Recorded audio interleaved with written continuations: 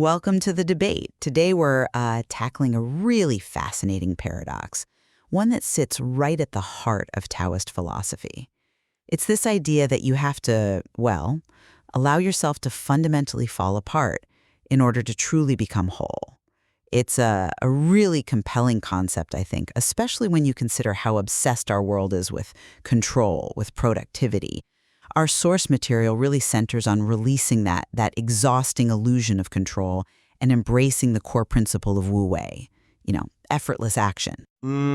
Yes, and that ideal of effortless flow, it is beautiful, no question. But, well, that's precisely where the friction lies, isn't it?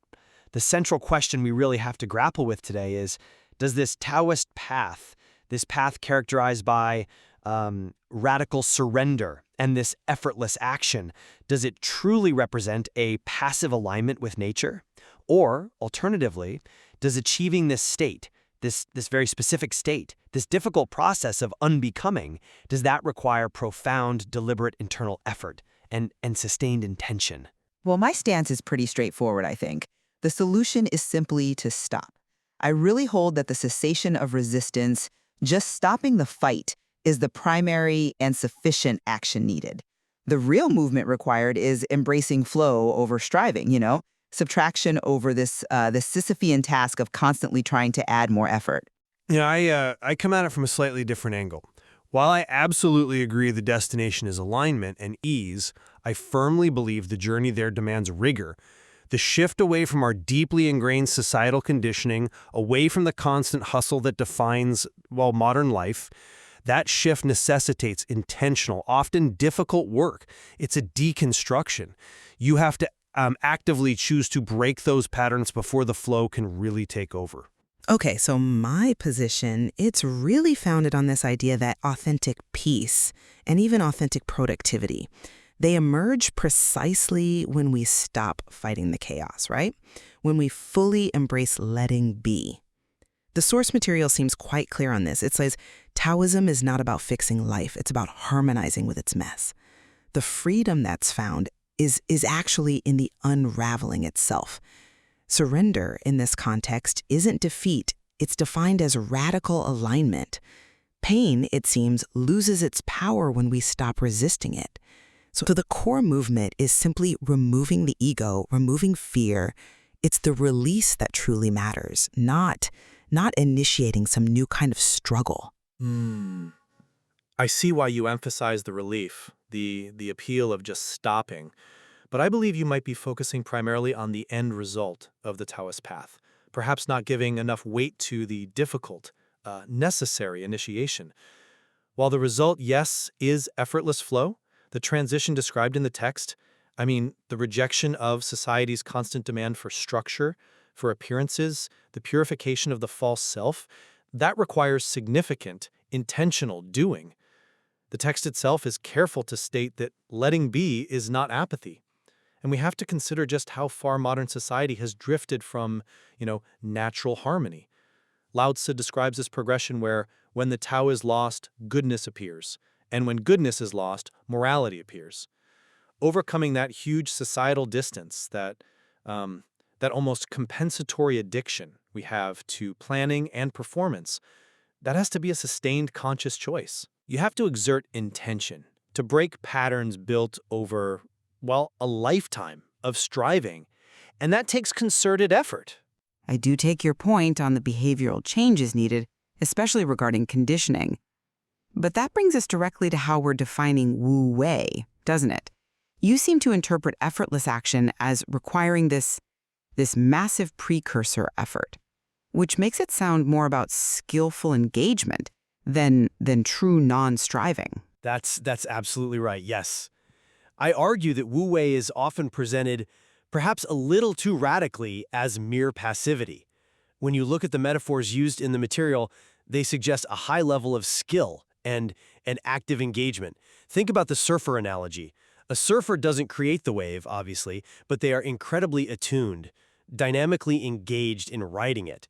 They're radically present, constantly making micro-adjustments.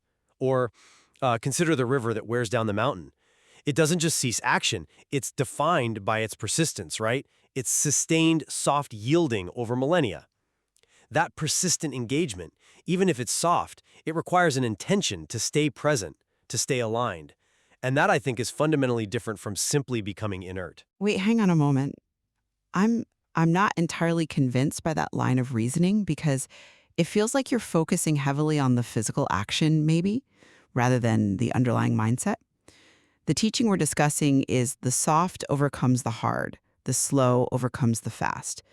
The kind of effort you seem to be demanding feels misplaced because the entire point of Wu Wei, as I understand it, is non-striving.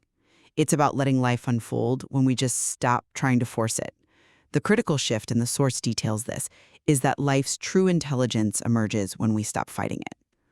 The softness is the persistence. The force is proven unnecessary. The core resistance we're talking about is internal. It's the mental habit of control. Therefore, the cessation of that internal resistance, that's the primary and sufficient movement. Why expend energy trying to build a whole new skill set when the actual skill is simply to drop the rope? Because the rope feels like it's glued to your hand. That internal resistance, it's so deeply woven into the false self, into the ego that defines itself by its plans, its achievements, its appearance, that identifying it, let alone dissolving it, is inherently an effortful process. It's purification. Think about unlearning a complex, decades-long habit, something like chronic micromanagement or deep-seated anxiety. It doesn't just dissolve instantly because you intellectually decide, okay, I'm letting go now. You often have to actively fight the inertia of your own history, your own conditioning. Okay, that makes sense when you view it through maybe a more psychological lens, but let's shift gears slightly and look at the more radical claim of falling apart. I'd argue this falling apart is actually presented as a kind of sacred deconstruction, a purification from the false self that's activated simply by acceptance. This collapse is framed almost as an immediate gateway to awakening. You transform suffering into clarity, the text suggests, simply by accepting that moment of breakdown. The breakthrough happens when you finally realize the fight was the problem, not the chaos itself. I certainly acknowledge the transformative power there. I mean, the source does talk about how tears shed during this collapse can feel cleansing, right? But I profoundly question if this acceptance is truly immediate or if it's something that's earned. Making peace with paradox, accepting that life is both chaos and order simultaneously, and dissolving those rigid identities we cling to, that requires, I think, profound emotional maturity.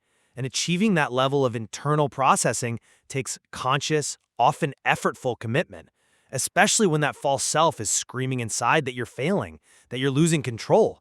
It's hardly passive. Think about the analogy used in the text itself. We're likened to a flute that must be hollowed out to make music. Well, hollowing out isn't gentle.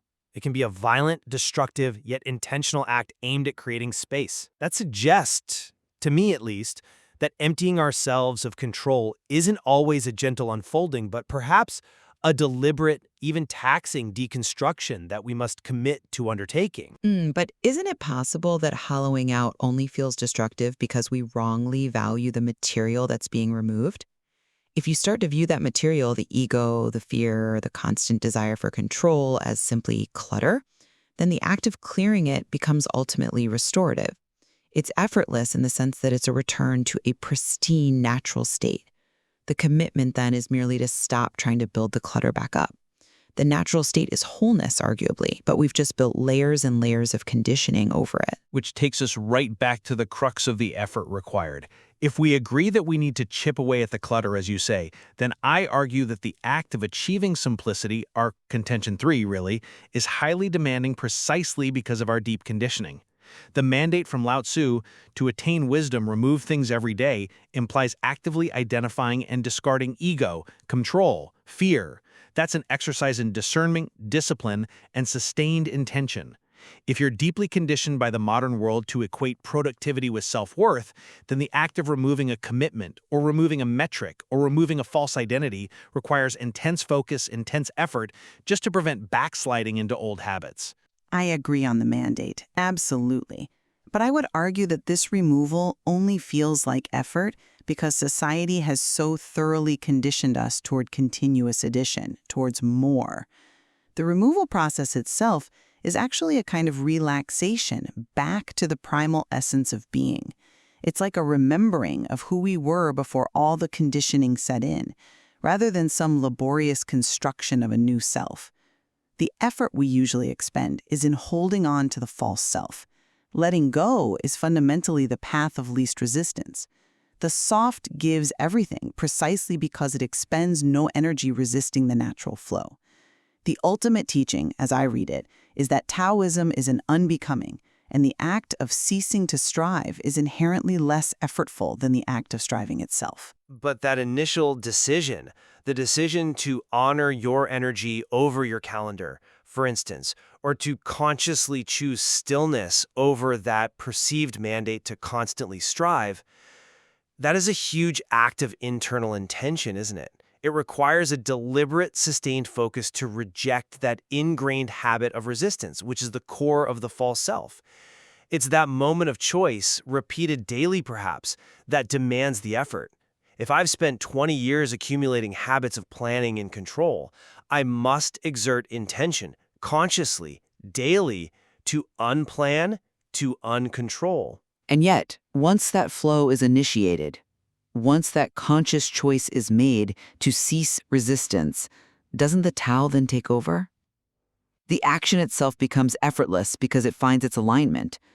Maybe the hard part is truly over once the decision to stop resisting is genuinely made. And the moment you make it, you are, in a sense, already experiencing the flow. Exactly.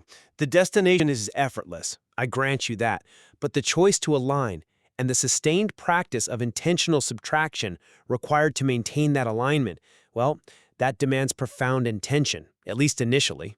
Okay, so to summarize my perspective, the essence of this teaching for me lies entirely in trusting the flow and ceasing that internal resistance.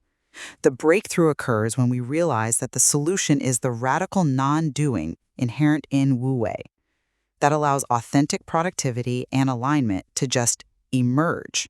The hard work is simply the realization that the other hard work, all that striving, was never actually necessary in the first place. And to summarize my view, while the destination is indeed alignment and ease, the journey, particularly the initial transitionary phase, demands intentionality and rigor. It requires the essential hard work of internal subtraction and the conscious rejection of ingrained societal habits. The Source itself makes that vital distinction between letting be and mere apathy. And that distinction, I believe, depends entirely on this initial intentional choice to empty ourselves of control. Well, the material certainly illuminates the tension, doesn't it, between the philosophical ideal of effortless flow and the complex reality of actually trying to apply that ideal in a life deeply conditioned by striving. Indeed, it really suggests that complexity often requires multiple perspectives to fully appreciate. The effort required to stop exerting effort. And that's a worthwhile paradox to hold in our minds, I think. There's clearly much more to explore here.